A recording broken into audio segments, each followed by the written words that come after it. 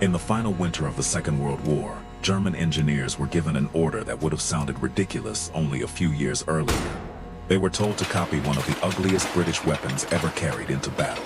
Not improve it, not study it as a curiosity, copy it. The weapon was a Sten gun. A crude tube of stamped steel, rough welds, side-mounted magazine, unfinished edges, and the general look of something assembled in a back room by a plumber who had run out of patience. German propaganda had laughed at it. German soldiers had posed with captured examples as proof that Britain was desperate, and by the old standards of gun-making, the insult was not even entirely wrong. The Sten looked cheap because it was cheap. But that was the trap, because by the time Germany began working on its own Sten copy, the question was no longer which nation could build the most elegant submachine gun. The question was which nation had understood the war soon enough to build the weapon the war actually demanded. And Britain, in 1940, had learned that lesson in the most humiliating way possible. The evacuation from Dunkirk saved the men. That is the part everyone remembers. Hundreds of thousands of British and Allied soldiers were pulled off the beaches in May and June of 1940, many of them exhausted, wounded, half-starved, and certain they were about to be killed or captured. It was a rescue so improbable that Britain turned it into a national legend. Small boats crossed the channel. Soldiers stood in the water for hours. Men who had expected prison camps came home instead. But armies are not rebuilt out of legends. They are rebuilt out of rifles, machine guns, trucks, ammunition, spare parts, and time. And Britain had left almost all of that behind. Around 90,000 rifles were abandoned or destroyed. Thousands of guns and vehicles were gone. Tons of ammunition, stores, and heavy equipment were lost on the beaches and roads of France. The British Army had returned home with its body intact and its hands almost empty. And across the Channel, the German army now controlled the western coast of Europe. So Britain faced the kind of problem that polite military committees are not designed to solve. How do you arm an army again when invasion may be weeks away? How do you equip the Home Guard, commandos, airborne troops, and regular infantry when money is short, factories are already strained, and skilled machining time is precious? How do you make weapons fast enough that the answer matters before the Germans arrive? The usual answer would have been quality. Better steel, better machining, better finish, better craftsmanship. Britain did not have that luxury. So the correct answer became something colder. Adequacy at industrial speed. That answer had two names behind it. Major Reginald Shepard was an officer with an engineer's mind. Harold Turpin worked at Enfield and understood production more than prestige. The Sten took its name from them. S for Shepard, T for Turpin, N for Enfield. But the important thing about Shepard and Turpin was not that they built a beautiful weapon. They did the opposite. They stopped asking what a proper military weapon was supposed to look like. Instead, they asked a question that had almost nothing to do with pride. What is the least complicated object that will fire a 9mm round automatically, close enough, often enough, and cheaply enough to change the war? That question made traditional gun makers wince. The Sten's receiver was stamped and welded instead of carefully machined. Its barrel was plain. Its bolt was brutally simple. Its side magazine stuck out in a way that made the weapon look unbalanced and unfinished. The early models had about 47 parts. A Thompson submachine gun was a different kind of object entirely. It was heavy, expensive, beautifully made, and slow to produce. A Thompson could cost around $200 and demand roughly 70 hours of skilled labor. A Sten could be made for a few pounds. Some early versions were costed at 17 shillings and sixpence. A factory could turn one out in a handful of man-hours. That difference was not a footnote, it was the whole story. A weapon that takes 70 hours to build is a fine answer when time is abundant and industry is secure. A weapon that takes about 5 hours to build is a different answer to a different emergency. And Britain did not need a masterpiece in 1940. It needed firepower before the door was kicked in. So the Sten spread into places where fine gun-making had no business going. Small workshops made parts. Factories that had never been famous for weapons learned to produce weapons. One of the strangest examples was the Triang Toy Factory, better known for children's pedal cars and tin trains. There is something almost absurd about that image. A country waiting for invasion, sending the design for a submachine gun into production lines that had recently been shaping toys. But absurdity was exactly what total war had become. Britain did not have enough of the old kind of arsenal, so it created a new one. By 1943, Stens were being produced in enormous numbers. By the end of the war, roughly 4 million had been made. 4 million ugly, plain, cheap submachine guns, and this is where the story would be simple. If the Sten had only been clever. But it was not only clever, it was dangerous. Early Stens could fire when dropped or struck. The safety arrangements were poor enough that soldiers learned to treat the weapon with a suspicion that bordered on hatred. There were accidental discharges. There were injuries. There were deaths. In training halls and barracks, the Sten earned a reputation not just as crude, but as treacherous. A weapon that could save your life in a street fight might also end it in a careless moment. And soldiers noticed everything else wrong with it. The magazine was a constant source of complaint. Hold the weapon wrong, squeeze the magazine housing too hard, or feed it dirty ammunition and it might jam. The sights were basic. The finish was rough. The balance was strange. At distance, it was not a marksman's tool. Some men dumped it at the first chance and took almost anything else. A Sten could make a soldier feel under-equipped, undervalued, and slightly endangered by his own army. And yet in the same war, other men learned to trust it. That contradiction is the center of the Sten. It was not a great weapon in every condition. It was not even a good weapon by every standard. But in the close, filthy, panicked distances where submachine guns often mattered most, it could be enough. And enough, multiplied by millions, is not small. In North Africa, dust found its way into everything. Weapons with tighter tolerances could suffer. The Sten, loose and ugly, sometimes kept cycling because there was room inside it for dirt to be dirt. In street fighting, bunkers, farmhouses, hedgerows, and night raids, elegance mattered less than being able to put automatic fire across a room. The Sten was light. It was compact. It could be stripped quickly. A man did not need to be an armorer to understand its basic machinery. It rewarded the soldier who knew its habits. It punished the soldier who treated it like a polished instrument. That is why one of the best descriptions of the Sten is not that it was excellent. It was that it was judged correctly. It was built to be just good enough in numbers so large that the enemy could not ignore it, and the enemy tried. When German troops first captured Stens, the propaganda value was obvious. Here was Britain, the old empire, issuing men a weapon that looked like welded scrap. No walnut furniture, no careful bluing, no pride of workmanship visible to the eye. German photographs could turn it into a joke without much effort. Look at what the British are using now.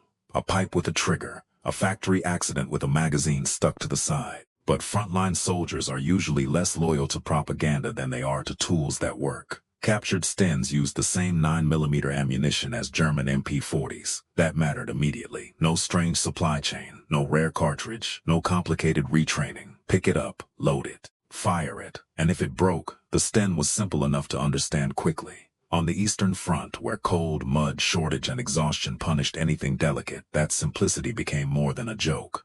German soldiers began keeping captured Stens, not because they had suddenly developed a taste for British design, because the thing worked. This was the moment contempt began to lose its argument. German ordnance officers could laugh at British finish. They could note the crude welds. They could describe the design as primitive. But professional soldiers and engineers also had to admit what the weapon was doing. It was turning weak industrial conditions into mass firepower. It was sacrificing beauty for production. It was not pretending to be a gentleman's weapon. It was a war answer. And by 1944, Germany needed war answers of its own. Bombing, shortages, battlefield losses, and collapsing time had forced German industry into the same corner Britain had entered after Dunkirk. The elegant answer was no longer enough. Germany needed weapons that could be made quickly, cheaply, and under pressure. So German engineers produced the great Potsdam, a Sten copy, not vaguely inspired by the Sten, not a distant cousin, a near-direct copy of the weapon Germany had mocked. The same basic shape, the same side-mounted magazine, the same commitment to stamped metal and speed over refinement. It never changed the course of the war. Germany was too late, too strained, and too far gone to produce it in decisive numbers. But as evidence, it is almost perfect. The country that had used the Sten as proof of British desperation ended up treating the same weapon as a solution to its own desperation. There is no cleaner compliment in war than copying what you claim to despise.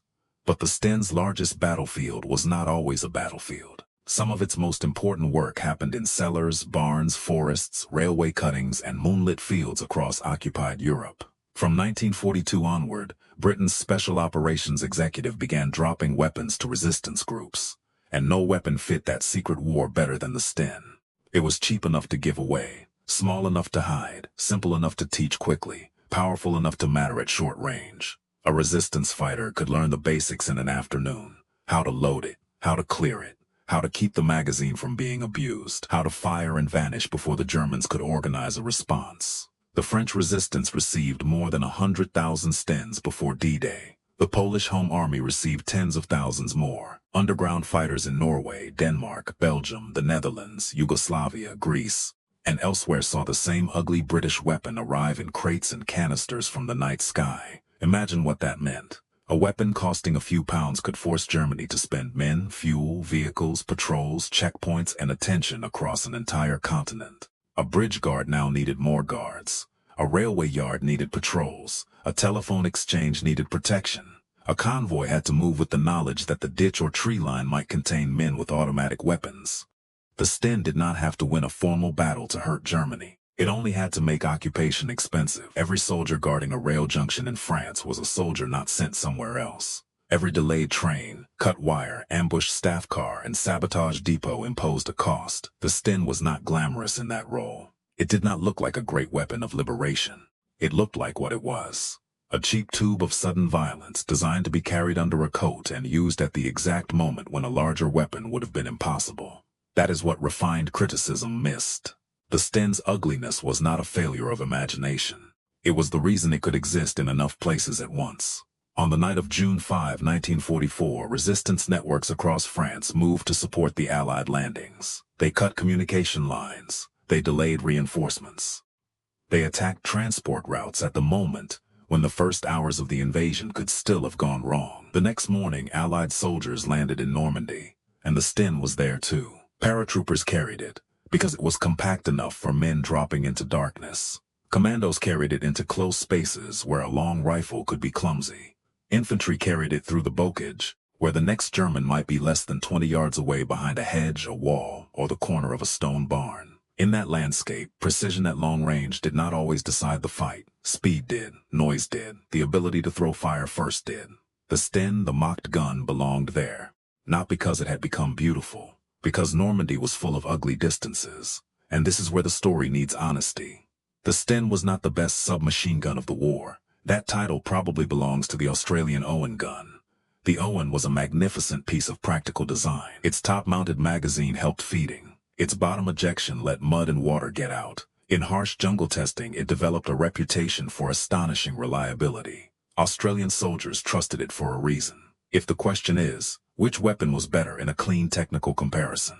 The Sten loses, but wars are rarely decided by clean comparisons. Australia made tens of thousands of Owen guns. Britain made millions of Stens. That is not a small difference. That is the difference between a superb weapon in limited quantity and an adequate weapon changing the equipment level of armies and resistance movements across Europe. The Sten was not trying to be the Owen. It was not trying to be the Thompson. It was not trying to win a peacetime display case. It was built for a nation that had lost its arsenal on the beaches of France and still had to fight. It was built for factories that could not waste time on elegance. It was built for commandos, paratroopers, home guard units, partisans, and soldiers who needed firepower more than finish. It was built for the kind of war where a resistance cell hiding in a barn might matter as much as a battalion on a map. And by that measure, the Sten was not an embarrassment. It was one of the most brutally honest weapons of the war. There is something almost uncomfortable about admitting that, because people like stories where the best tool is obviously the finest tool, the polished one, the clever one, the one with the reputation, the weight, the craftsmanship, the photographs that make it look inevitable.